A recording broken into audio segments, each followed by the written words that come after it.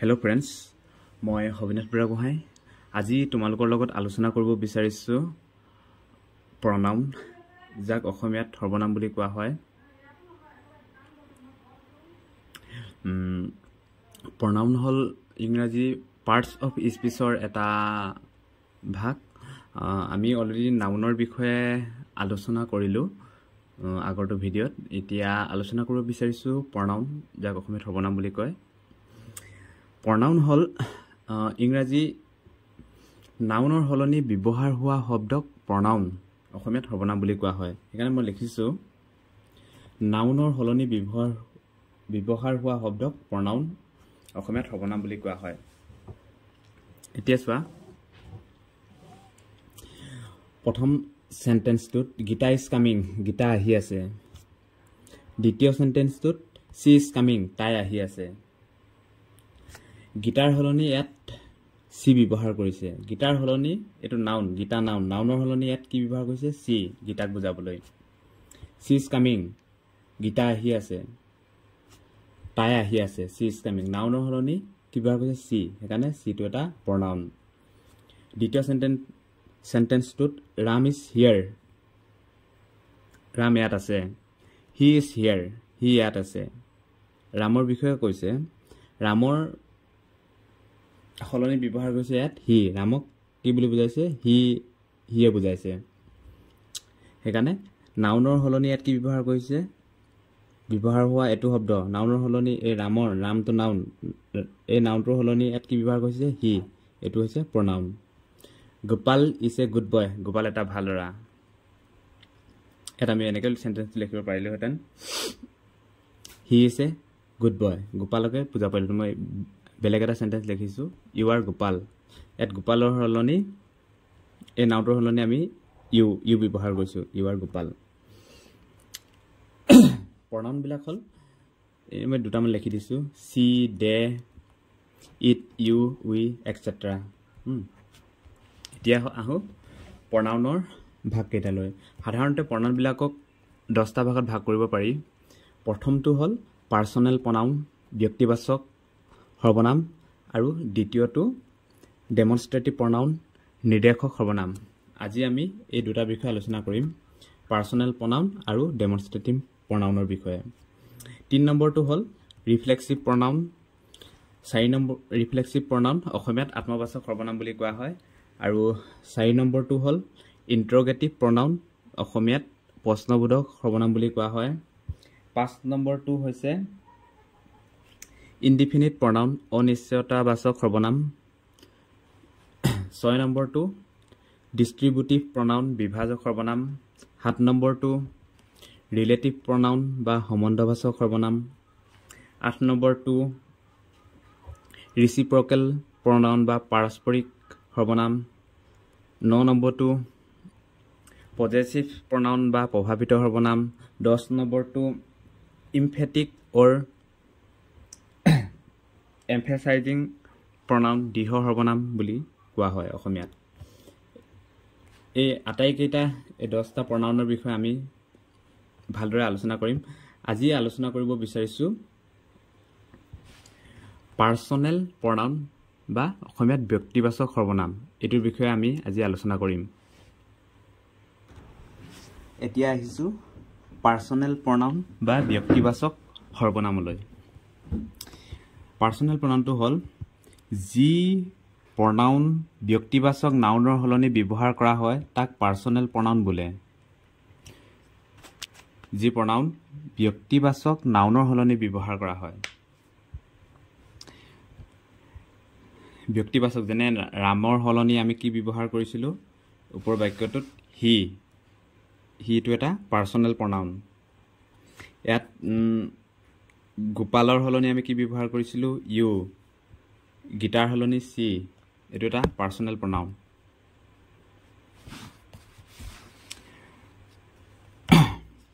যি pronoun ব্যক্তিবাচক নাউনৰ হলনি ব্যৱহাৰ কৰা হয় তাকে পাৰ্সোনেল pronoun বোলে। যেনে আই, me, we, us, you, he, him, she, her, it, they, them. এইবোৰ হৈছে এটা personal pronoun। I, me, we, us, you, he, him she her it they them এটা তোমালোকে মনত ৰাখিবা এতিয়া হ'ল নমিনেটিভ কেছ আৰু অবজেক্টিভ কেছ নমিনেটিভ কেছ আৰু অবজেক্টিভ কেছ এই টেবুলটো তোমালোকে মনত থব লাগিব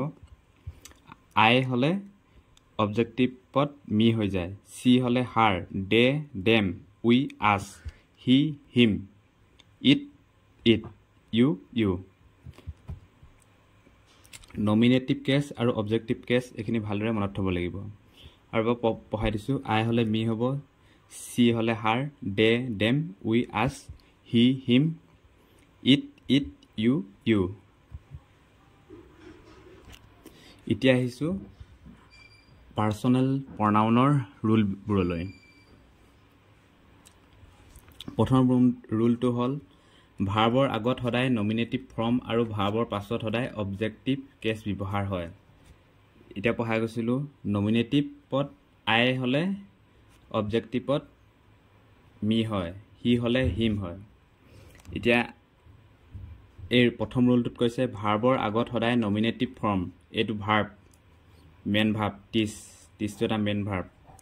এই ভাৰ্বটোৰ আগত সদায় এই নমিনেটিভ আই বহিছে আৰু ভাৰ্বৰ পাছত সদায় অবজেক্টিভ কেছ হিমটো কি আছিলে অবজেক্টিভ কেছ সেইটোৱে কৈছে এই ৰুলটোত ভাৰ্বৰ আগত সদায় নমিনেটিভ ফৰ্ম আৰু ভাৰ্বৰ পাছত সদায় অবজেক্টিভ ফৰ্ম ব্যৱহাৰ হয়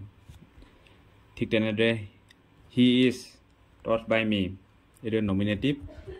এইটো মেন ভাৰ্ব আৰু এইটো অবজেক্টিভ কেছ এইটো প্ৰথম ৰুলটো একেবাৰে সিম্পল ভাৰ্বৰ আগত সদায় নমিনেটিভ ফৰ্ম আৰু ভাৰ্বৰ পাছত সদায় অবজেক্টিভ কেছ ব্যৱহাৰ কৰা হয় এইটো ফাৰ্ষ্ট ৰুল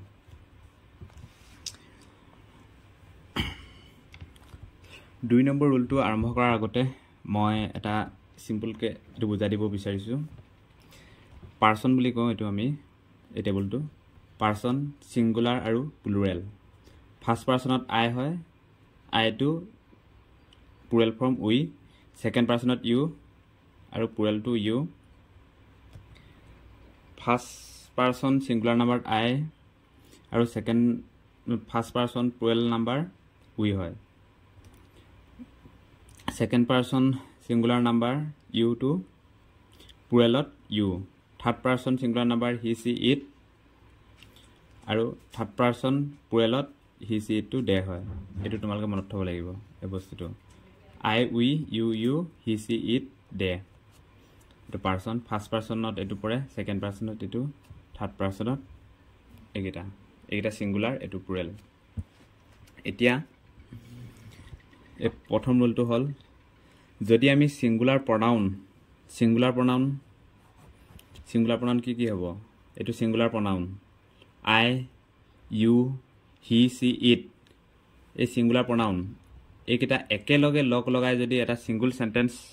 সৃষ্টি কৰিব কয় হা এই তিনিটা প্ৰনাউন ফাৰ্ষ্ট পাৰ্সন সিঙ্গুলাৰ নাম্বাৰ এই তিনিটা প্ৰনাউন ব্যৱহাৰ কৰি যদি এটা সেন্টেন্স সৃষ্টি কৰিব দিয়া হয় বা একেলগে এই তিনিটা প্ৰনাউন নহলে এই দুটা প্ৰনাউন এই দুটা লগাই নহলে এই দুটা লগাই যদি আমি সেন্টেন্স এটা আমাক বনাবলৈ দিয়া হয় তেতিয়া ক্ৰমটো দা অৰ্ডাৰটো এনেকুৱা হ'ব 231 231 বুলি তোমালোকে মনত থব পাৰা 231 মানে প্ৰথমতে সেকেন্ড পাৰ্সনটো হ'ব কিন্তু অকল সিঙ্গুলাৰত আমি singular pronoun I you he she it এই সিঙ্গুলাৰ প্ৰনাউনত এই তিনিটা বা এই দুটাই যদি লগাই এটা সেন্টেন্স বনাব দিয়া হয় তেতিয়া আমি প্ৰথমতে সেকেন্ড পাৰ্সনটো ব্যৱহাৰ কৰিম সেকেন্ড পাৰ্সন তাৰপিছত থাৰ্ড পাৰ্সন তাৰপিছত ফাৰ্ষ্ট পাৰ্সন উদাহৰণটো দিলে তোমালোকে বুজি পাবা you he and I shall study for the exam তুমি হি আৰু মই এক্সামৰ কাৰণে পঢ়িম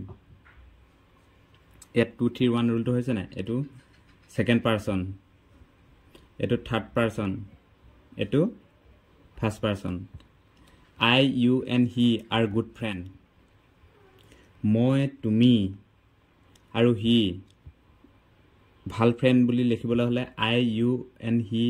এইটো নহব হা এইটো হ'ব আমি 231 ক্ৰমত লিখিব লাগিব you he and I R good friends বা আমি এইটো তিনিটা বনাব দিলে বা আমি দুটাই যদি singular pronoun I you he she it এইকেইটাৰ পৰা যিকোনো দুটাই মিলি যদি আমাক সেন্টেন্স এটা বনাব কয় তেতিয়া you and he have done a great job at 231 232 প্ৰথম আহিছে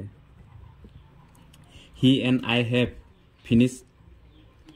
আৱাৰ ৱৰ্ক এট 31 ফৰ্মটো আহিছে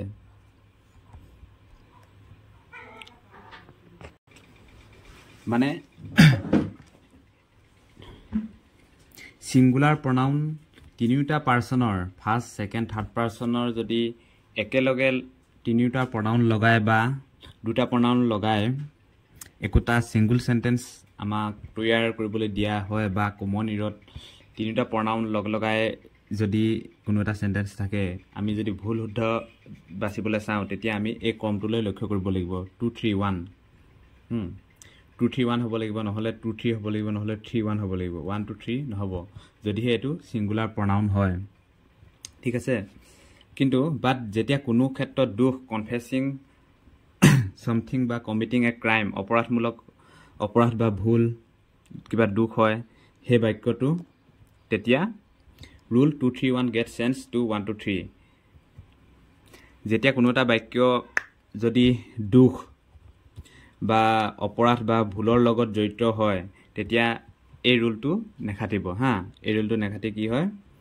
1 2 3 ফৰ্মুলাই যায়গে first person second person third person পুৰা সিএলি হ'ব যদি এই সিঙ্গুলাৰ প্ৰনাউনো হয় কিন্তু বাক্যটো দুখ বা অপৰাধ ভুল ক্ৰাইমৰ লগত জড়িত হয় যেনে দৰে I you and he will be finish for the crime নহয় I, you and he will be punished for the crime.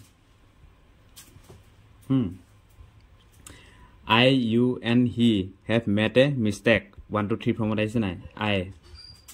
you, 3. Eto I to first person. Eto second person. Eto third person. I first person. You second person. Eto third person. I, you and he will be punished for the crime. মই তুমি আৰু হি অপৰাধটোৰ কাৰণে পানি বা শাস্তি পাম you and he have done this mischief এটো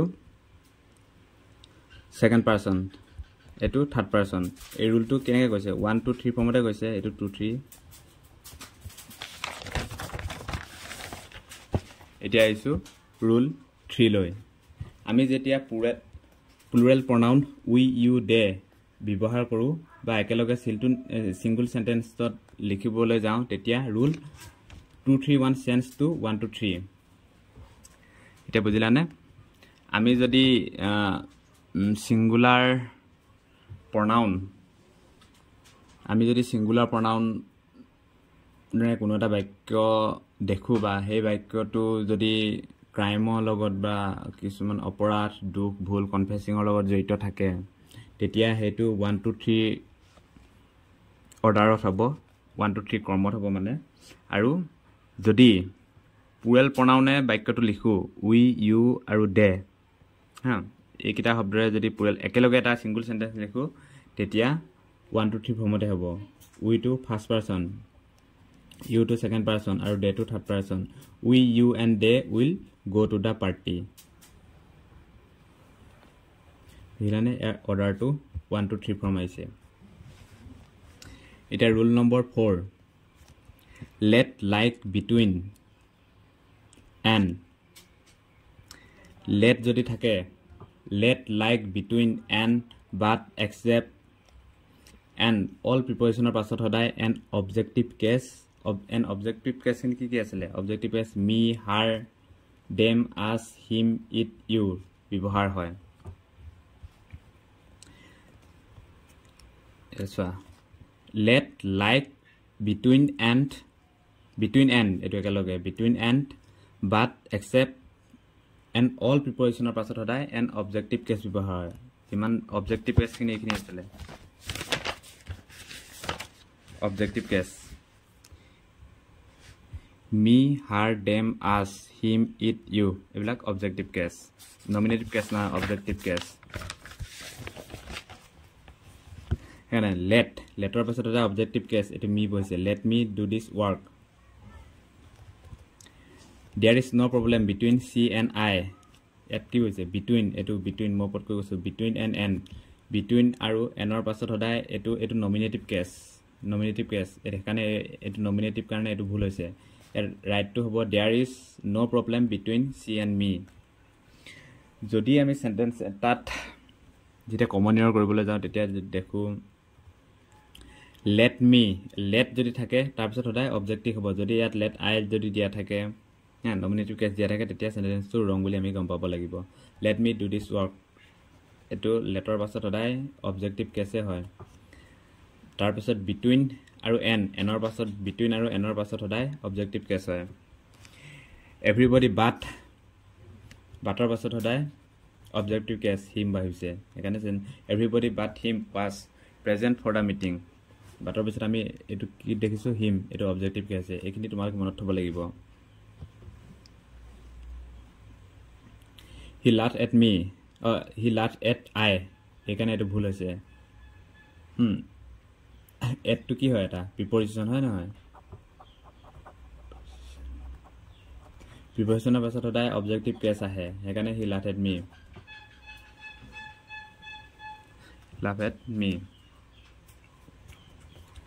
everyone attend the party except he except or পাছত কি বহে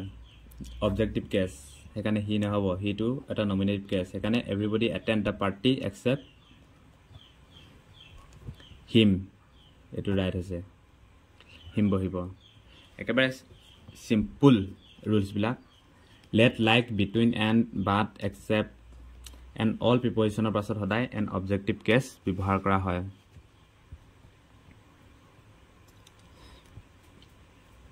এটা বুজাইছিলো he laughed at I হ'ব এটো ভুল হৈছে কাৰণ preposition পাছত objective বহে objective case হয় এখানে he laughed at me everyone attended the party except এটো he নবহিব except ৰ পাছত এটো nominative case এখানে everyone attended the party except him এটো objective case হৈছে এতিয়া হু rule number 5 লৈ যদি দুটা pronounৰ মাজত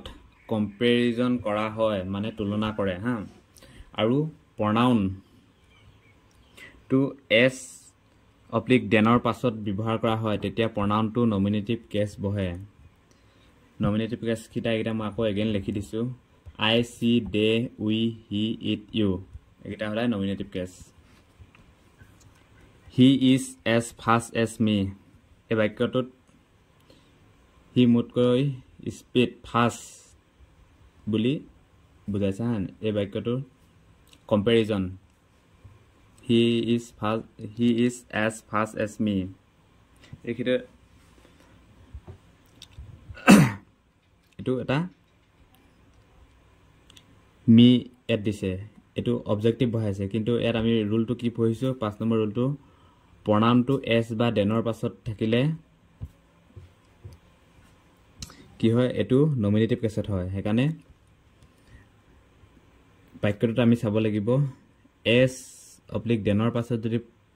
pronoun বহাব লগিয়া হয় হেতু সদায় nominative case হ'ব আৰু যদি বাক্যটো যদিহে compare কৰা হয় he is as fast as I এটো right হৈছে nominative case I to I ran faster than him denৰ পাছত এটো বাক্যটো compare কৰিছে I ran faster than him মই তাতকৈ স্পিডত দৌৰো এটো him to objective case হেকানে এটো ভুল হ'ব I ran faster than he in nominative case হ'ব এটো হ'ব বুজিলানে as good as well as soon as beautiful as S intelligent S এইকেইটা বাক্যৰ পাছত সদায় নমিনেটিভ কেছ ইউজ হয় এতিয়া ৰুল নম্বৰ 5টো হ'ল যেতিয়া কোনো এটা বাক্য যদি দুটা প্ৰনাউনৰ মাজত যদি দুটা প্ৰনাউন হি আৰু ইয়াত মি বুজাইছে হা হি আৰু মই এই দুটা বস্তু প্ৰনাউনৰ মাজত কম্পেৰিজন কৰিছে আৰু প্ৰনাউনটোৰ পাছত প্ৰনাউনটো যদি এটা প্ৰনাউন যদি এছ বা দেনৰ পাছত বহাবলগীয়া হয় তেতিয়া সদায় এইটো অবজেক্টিভ কেছত হ'ব নমিনেটিভ কেছ এইটো সদায় নমিনেটিভ কেছত হ'ব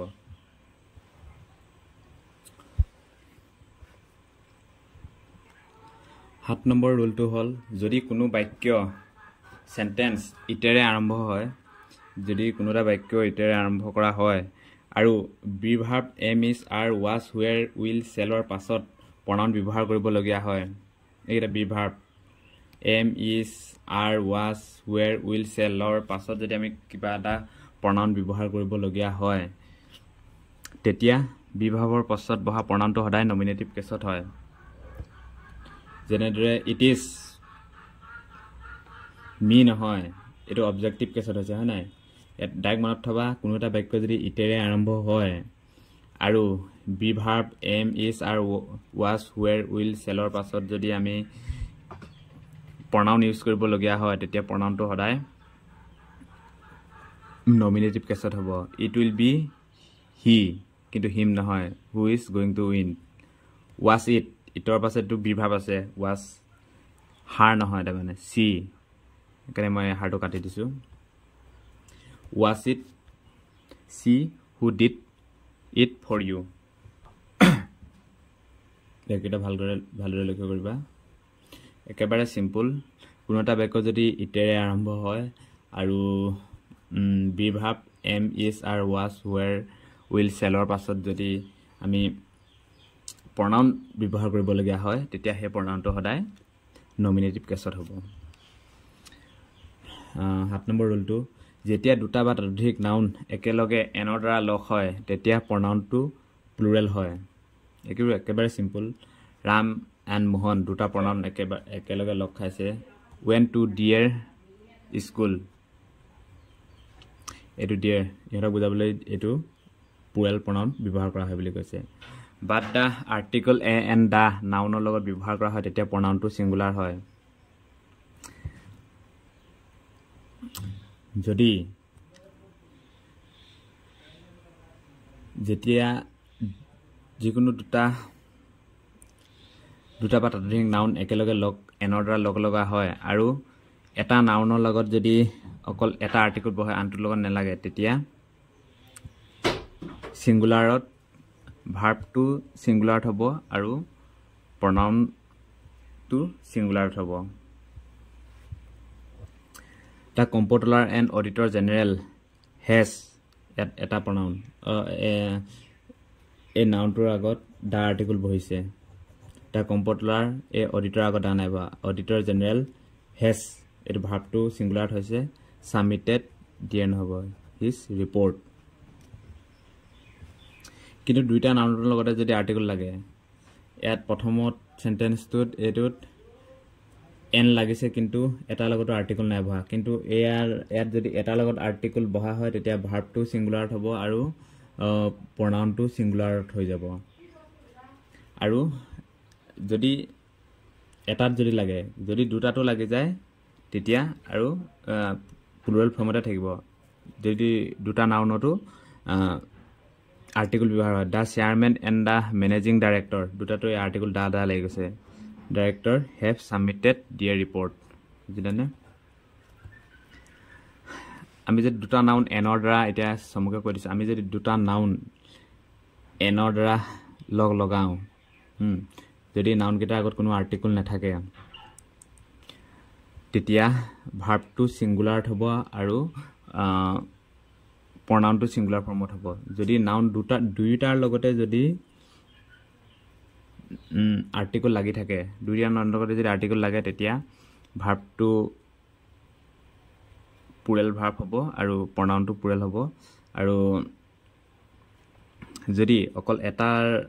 নাউনৰ লগতে আৰ্টিকল লাগে তেতিয়া হেতু ভাৰ্বটো সিঙ্গুলাৰ হ'ব আৰু প্ৰনাউনটো সিঙ্গুলাৰ ফৰ্মত হ'ব 8 নম্বৰ ৰুলটো যদি দুটা subject or nor either or neither nor not only but also ৰে সংযোগ কৰা হয় তেতিয়া ভাৰ্ব আৰু প্ৰনাউনটো according to the nearest subject ৰ মতে হয়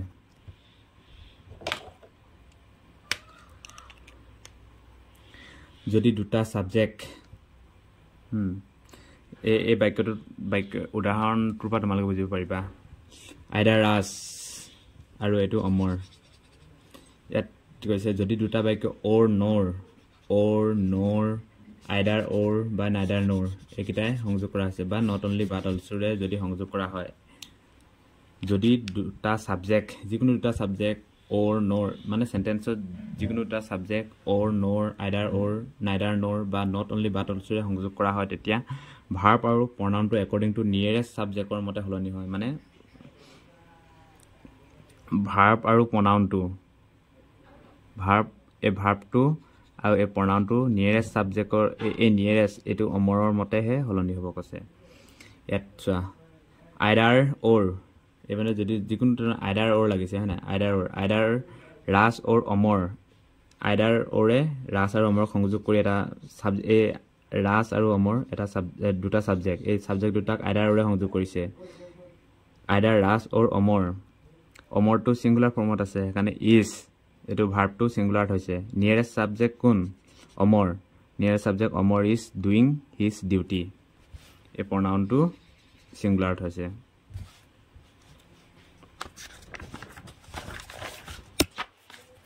ইয়াত আইদাৰ অৰ লগাইছে আইদাৰ দা বিয়াৰ্স অৰ দা লায়ন এই নিয়াৰেষ্ট সাবজেক্টৰ মতে আমি চলিব লাগিব আইদাৰ অৰ লাগিছে যে বিয়াৰ্স দা lion has escaped from the zoo nearest subject কি হৈছে ইয়াত লায়ন লায়নটো সিঙ্গুলাৰ হেকানে এটো ভাৰ্বটো সিঙ্গুলাৰ ফৰ্মত হৈছে not only dogs but also cats এটা subject not only but also বাক্যটো কম্বাইন কৰিছে cats to nearest subject ইয়াত cats are available at the animal shelter এই সেন্টেন্সটোত নিয়াৰেষ্ট সাবজেক্টটো কি cats to কি হত আছে প্লুৰেল ফৰ্মত হেকানে ভাৰ্বটো প্লুৰেলত হৈছে এতিয়া 9 নম্বৰ ৰুল ৰাহু যেতিয়া কোৱেশ্চন টেকত লিখা হয় টেক কোৱেশ্চন আমি কৰিছো কোৱেশ্চন লিখা হয় তেতিয়া সাবজেক্টটো আৰু ভাৰ্বটো মেইন সেন্টেন্সৰ মতে হে লিখা হয় দেই টেক কোৱেশ্চনৰ বিষয়ে পাছত তোমালোকৰ লগত ভালদৰে আলোচনা কৰিম তেমা সিম্পলকৈ বুজাই দিছো এই ৰুলটো তোমালোকে মনত থৈ দিবা যেতিয়া কোৱেশ্চন টেকত লিখা হয় তেতিয়া সাবজেক্টটো আৰু ভাৰ্বটো মেইন সেন্টেন্সৰ মতে হে লিখা হয় our minister is intelligent take কোৱেশ্চনত এটো এই সেন্টেন্সটো কি টেন্সত আছে প্ৰেজেন্ট টেন্সত আছে হয় নাই is not কাক বুজাইছে our minister him তাক বুজাইছে হয় নাই এটো প্ৰনাউনটো নমিনেটিভ কেছতে হ'ব he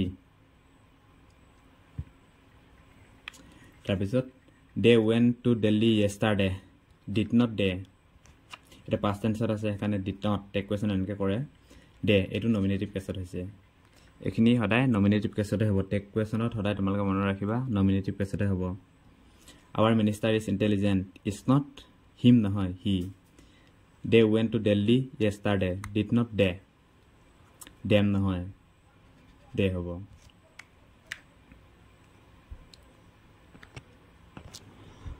এতিয়া আৰম্ভ কৰিব বিচাৰিছো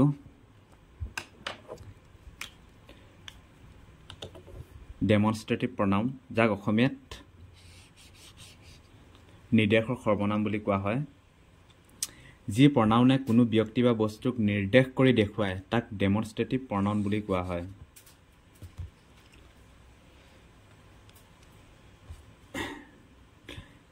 দিস এটা প্ৰনাউন that এটা pronoun those এটা pronoun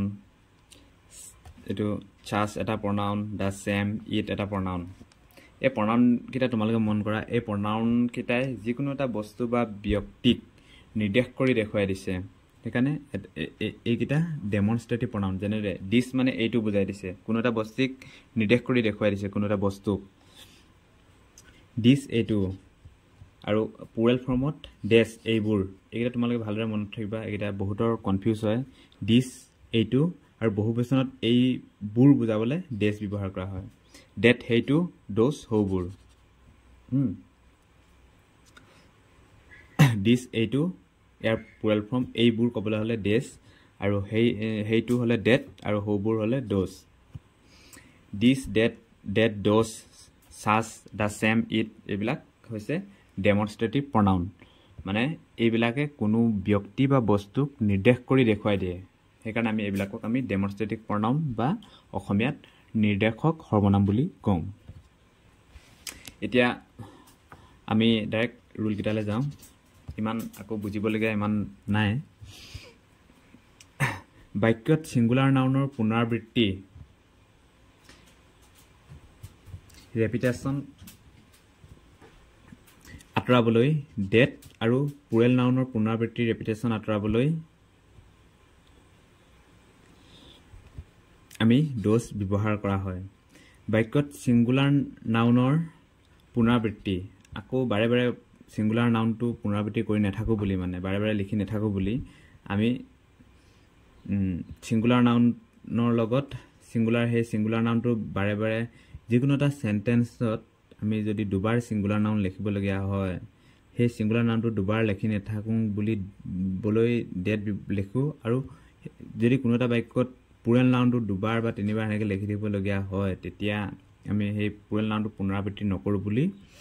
আমি প্লুৰেল নাউনত ড'জ ব্যৱহাৰ কৰোঁ মই উদাহৰণ দিলে তোমালোকে ভালদৰে বুজি পাবা প্ৰথমতে ডেফিনেশ্যনটো পঢ়িলে কিছুমানে বুজি নাপাবও পাৰে the Mumbai film studio' is bigger than Noida Mumbai film ষ্টুডিঅ'টো নয়ডাতকৈ ডাঙৰ কিন্তু বাক্যটো মানে কিবা অসম্পূৰ্ণ লাগিছে এনেকুৱা ধৰণৰ বাক্যবিলাকত তোমালোকে সদায় ডেট বা ড'জ লগাবলৈ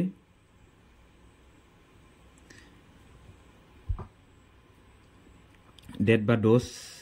মানে যদি ডেট বা ড'জ অলপ দূৰৰ বস্তুবিলাক বুজাবলৈ আৰু বা ডিছ নহ'লে ডেছ ওচৰৰ বস্তুবিলাক বুজাবলৈ ডেট বা ড'জ এনেকুৱা ধৰণৰ বাক্যবিলাকত লগাবলৈ তোমালোকে নাপাহৰিবা নহ'লে বাক্যটোক যেতিয়া কম্পেয়াৰ কৰা হয় তেতিয়া মানে অসম্পূৰ্ণ হৈ থাকে the Mumbai film studio' is bigger than Noida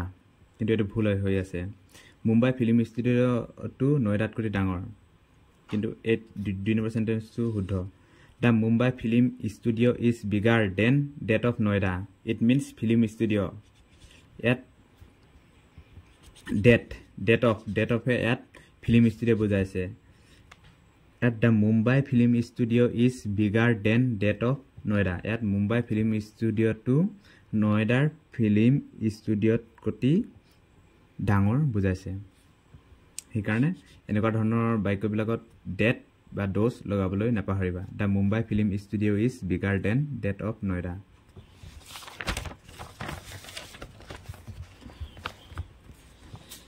the streets of Delhi are wider than those of Mumbai ইয়াত ষ্ট্ৰীটছ ৰাস্তা বা পথবোৰ এইটোৱে বহুবচনত হৈছে সেইকাৰণে ইয়াত those the streets of Delhi are wider than those of Mumbai দিল্লীৰ পথবোৰ মুম্বাই পথবোৰতকৈ আহল বহল it means street of Mumbai ড'জে ইয়াত ষ্ট্ৰীট অফ মুম্বাইটো বুজাইছে সেইকাৰণে এনেকুৱা ধৰণৰ বাক্যবিলাক যদি ড'জ অফ বা ডেট অফ এনেকুৱা প্ৰনাউনবিলাক আমি যদি ইউজ নকৰোঁ ডেমনষ্ট্ৰেটিভ প্ৰনাউনবিলাক তেতিয়া বাক্যটো অসম্পূৰ্ণ হৈ থাকে সেইকাৰণে আমি ডেট অফ বা ড'জ অফ বাক্যবিলাকত লগাব লাগিব 2 number ৰুলটো one is used to avoid the repetitions of a singular countable noun singular countable noun to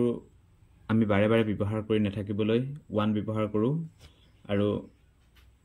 plural countable noun বাৰে প্ৰতি ব্যৱহাৰ কৰি নাথাকিবলৈ আমি ওৱান্স ব্যৱহাৰ কৰোঁ সেন্টেন্সকেইটা চালে তোমালোকে লক্ষ্য কৰিব পাৰিবা this is the new version that is and all want the one these are new books but those are all ones বুঝিলানে rule number 3 difference between this আৰু it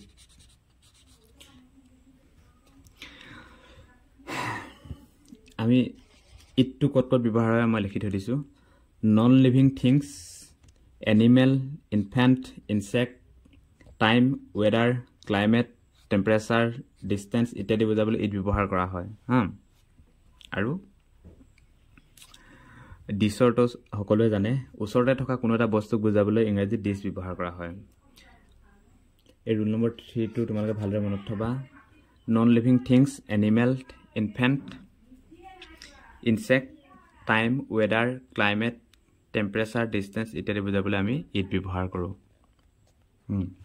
আৰু ওচৰতে থকা কোনো এটা বস্তুক বুজাবলৈ ইংৰাজীত দিছ শব্দটি ব্যৱহাৰ কৰোঁ আজিলৈ সামৰিছোঁ আমি নেক্সট ক্লাছ প্ৰনাউনৰ পাৰ্ট 2 আৰম্ভ কৰিম ৰিফ্লেক্সিভ প্ৰনাউন আৰু ৰিফ্লেক্সিভ প্ৰনাউন নহলে